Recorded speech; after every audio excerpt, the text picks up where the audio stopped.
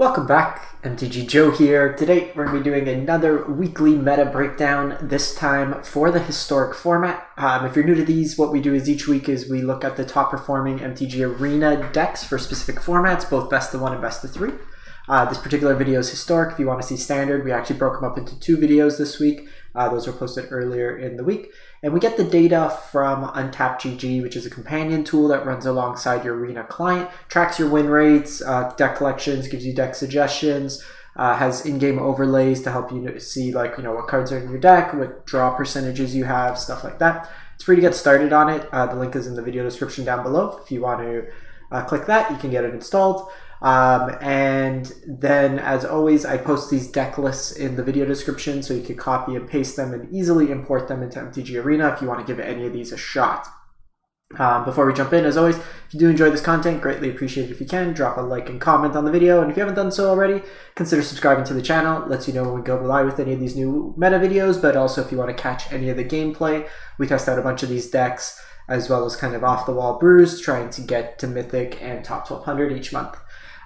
So jumping in for the week of, we're doing this kind of midweek this time, so March 30th to April 6th. Didn't get a chance over the weekend to kind of look through the stuff, but we'll do one anyways.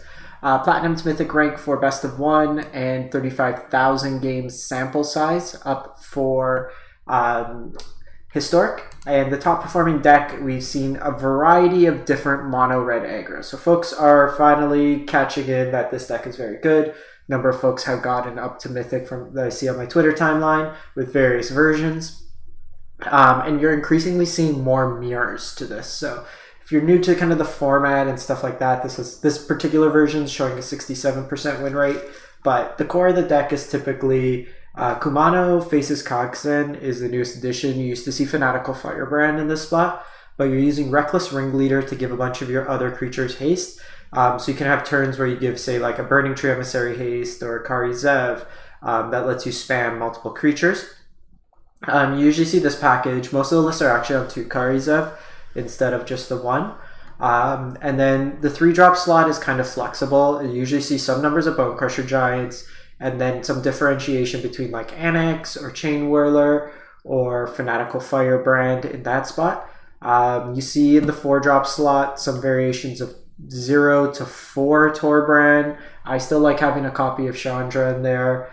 I was pretty sour originally on Torbran, but given that there's such an increase in the mirror, it is a mirror breaker. Whoever gets it down first usually has the win.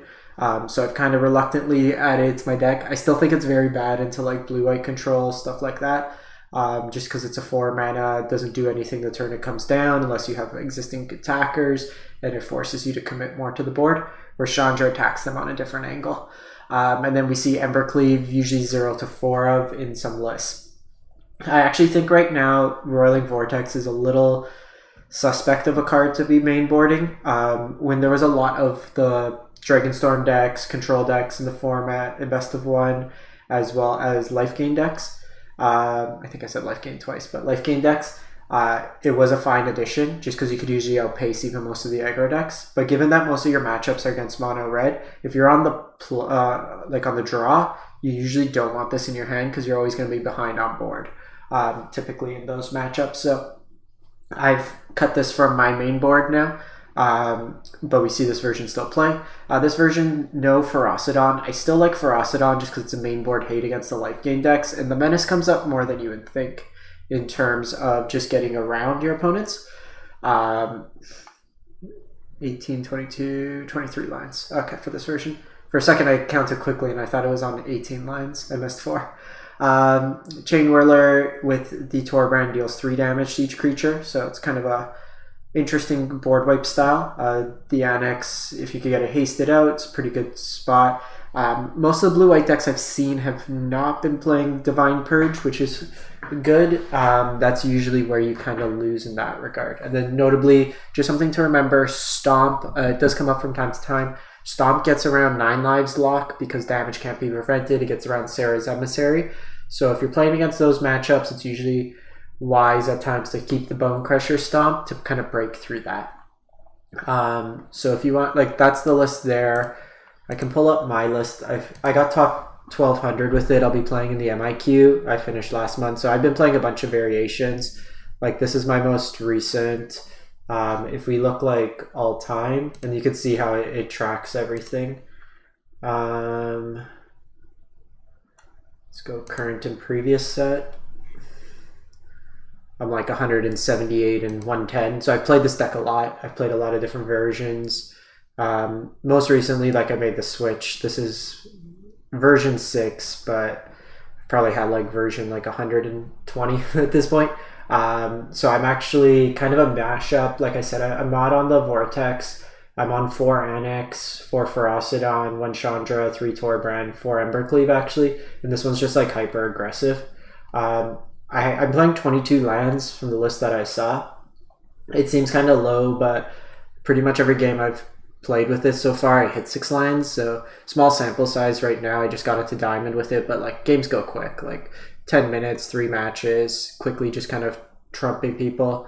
And then kind of getting a better win rate against mono red. My previous version with Static Discharge was losing into the mirror too much because he couldn't answer Torbran.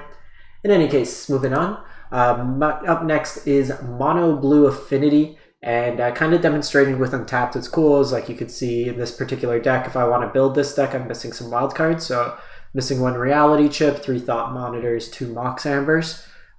These are the amount of rare wild cards I have. With the collection sync, you can see whether or not you can build decks. But this is kind of a artifact value engine kind of deck. So with Emry, you could loop stuff like Aether Spellbomb, Mox Ambers to get value. You have Reality Chip when attached, lets you play spells off the top of your library, so you could kind of spam and go big on your board. With Nettle Cyst, you can get really big attacker. You can give it Trample and Lifelink with the Shadow Sphere. Sai gives you a bunch of tokens as well as some potential card draw. You have the Thought Monitor to get you card draw.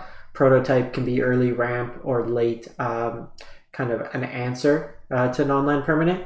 You have 10 0-mana spells that can all be played off Reality Chip. So once you kind of get your Sai, Reality Chip, Emry engine potentially going, you just kind of churn through your deck really well.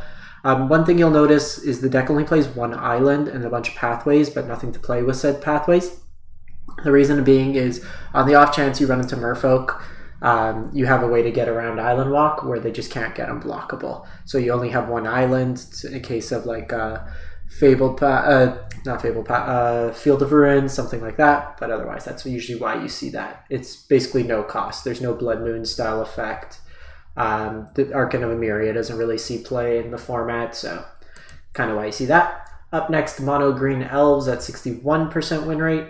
And this is a deck that I've never played just because a lot of the wild cards are very specific to this format, and I generally don't like playing decks that you lose to a sweeper. That's typically how Elves either like nuts you or loses to a sweeper. And then what we see here, you have Allosaur, Shepherd, and Elvish Warmaster, which are your pumps in terms of just mana sinks to overrun your team. A bunch of early accelerants.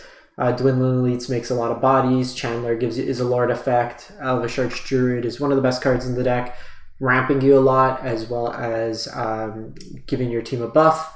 You have Fierce Empath that finds you Crater Hoof. You have some Growing Rites of Ithlamog, which is basically Gaia's Cradle at home. Perfect as another Lord, and then Coco kind of mixed in. Most of the lists now are playing 1/2 Piseju just to break through like 9 lives locks or stuff like that. Or if there's like main deck cage, stuff like that. So it's pretty free to put into the deck. I would advise on doing so. Azorius Auras. So this is a deck that's been around for quite some time. Blue-white Auras. Notably, this version is playing Light Paws, Emperor's Voice, which lets you tutor for specific auras. This lets you play kind of one-ofs that like Curiosity, all that glitters, just kind of tutor through your deck. A little bit creature heavier in this particular version at 17. So hopefully this allows you to mulligan less in terms of finding the wrong. You know, you get a handful of auras, you get a handful of creatures, you're hoping to kind of minimize those downsides. One of the best cards in the deck, Esper Sentinel. If you get this big enough against the right decks, it just draws you so many cards. Selesnya Heliod. So this is an infinite combo deck. So it gives you infinite life, infinite creatures, and then infinite power as fast as you can click.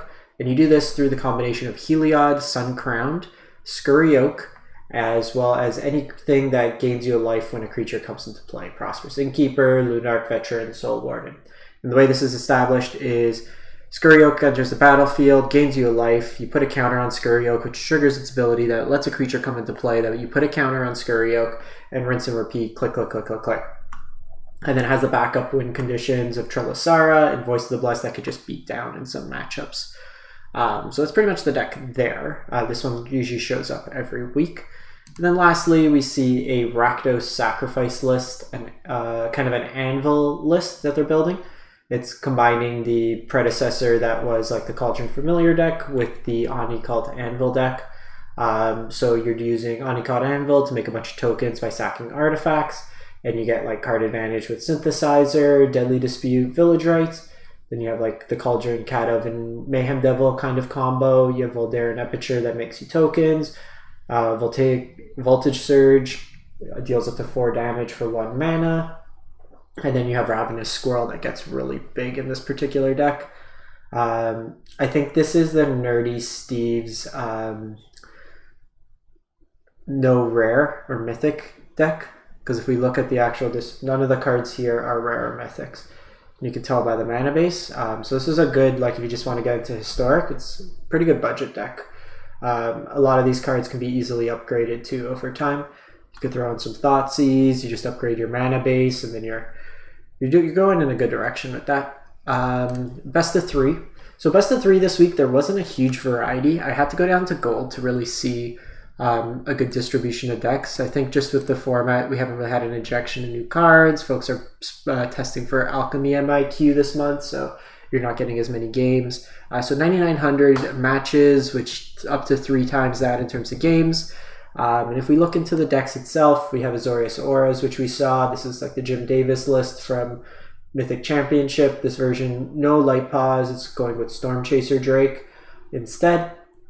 Still a Luris build. You have your Hushbringer side for ETBs, Cerulean Drakes for the Phoenix matchups, and then just a selection of removal, counters, and Graveyard Hate added in. We have Is It Phoenix, consistently one of the best decks in the format, one of the most highly played during tournament settings. And the version here, it's a little less graveyard focused. You have your Stormwing entities and your Crackling Drakes, which lets you attack on a different axis, but very consistent deck with just Ops Considers and the Surveils from Dragon Rage Chandlers mixed in with Expressive Iteration. The deck usually goes through the majority of its deck. And what we saw like last week too is we're seeing the deck start introducing some amount of black mana to play Hidetsugu Consumes All as a way to eat graveyards and just another axis of attack. In the mirror, it could be a breaker if you take out your Phoenixes, and I would imagine that's what happens in this matchup. You kind of go on that axis, but sideboard, turning into more of a blue-red X control deck.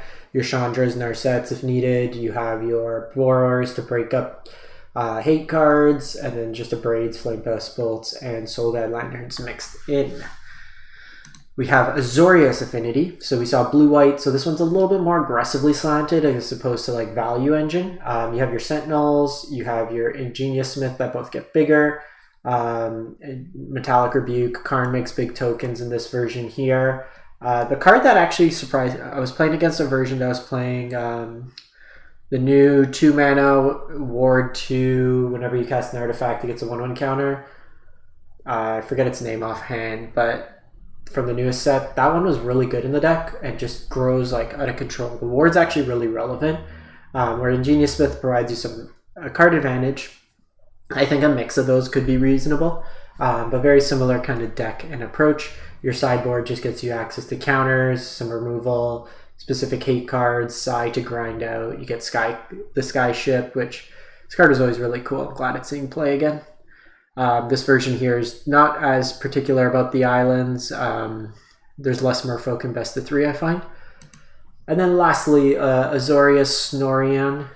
You're going to be put to sleep, but this deck I was playing it in best of 1 as well, and it's quite powerful. Just a lot of answers with this particular deck, 57% win rate, but access to 5 sweepers main board. You got a bunch of powerful counters, Graveyard Hate, small weenie hate, flexible hate in terms of artifacts, creatures, enchantments, very powerful planeswalkers.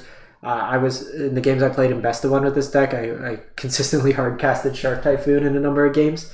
Your sideboard, and one thing you're seeing a lot of is Baneslayer Angel, or the other 5/5 Angel. Just basically a big, dumb, here's lifelink kind of coming in. Nezahals for the mirror. You have some Alvin Hermits for the mirror as well, and then just like more copies of Rest in Peace when you want Graveyard Hate, Mystical Dispute, Dovin's Veto, just upping those numbers to full play sets in the control mirror. But basically, like, comes in against aggro. Not like, this is actually pretty decent against aggro, not in the sense to counter, but just it being 2 bodies to soak up damage early. And another card that's just been really impressive in these decks is the Wandering Emperor. Instant speed, does everything you want, removal, win condition, forces your opponent to commit more to the board, and then that gets swept up in a sweeper as well. So that's it for the week. Let me know what you think, and then we'll catch you next time. Thanks for watching.